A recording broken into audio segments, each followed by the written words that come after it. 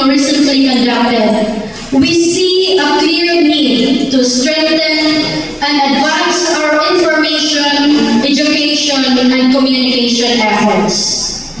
The more people understand the realities and conditions of children with special needs, the more compassion and support we can cultivate. Awareness breaks down stigma.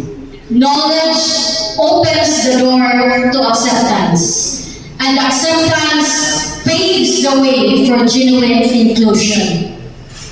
Mr. Chairman, Your Honors, we envision the province of Surigao del Norte to be a community where every child, regardless of their condition, grows up in a society that celebrates their uniqueness, supports their development, and gives them the opportunity to thrive. But to make this vision a reality, we must do more.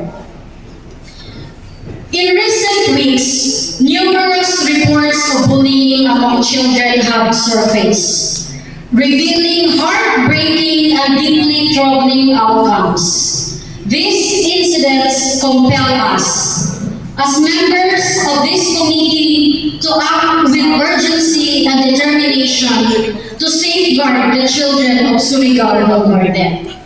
As defined under RA number 9344, a child refers to any person below 18 years of age, each one deserving of protection, dignity, and safe environment in which to grow. In line with this, the SP Committee on Women, Gender, and Family Development, the committee recommends that we revisit our Provincial Children's Welfare Code, not merely to update it, but to strengthen it according to the present needs of our province. Let us ensure that it clearly reflects our commitment to protect, empower, and uplift children with special needs.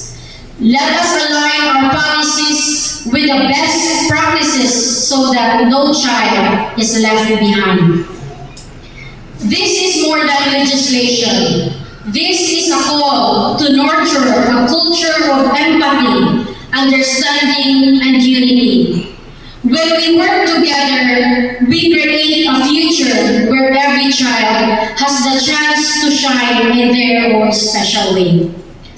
Also, it is recommended that the Provincial Social Welfare Development Office intensify its information, education, and communication initiatives on the rights and welfare of children, taking into account all relevant laws. Ladies and gentlemen, Mr. Chairman, in closing, under other matters, I will be passing a resolution urging the Provincial Social Welfare Development Office to include in their programs the strengthening of information, education, and communication efforts on the rights of children with special needs in the province of Surigao del Norte. Because when we champion awareness and understanding for children with special needs, we are not only protecting them, we are building a community where every child, regardless of ability, can grow, learn, and feel safe.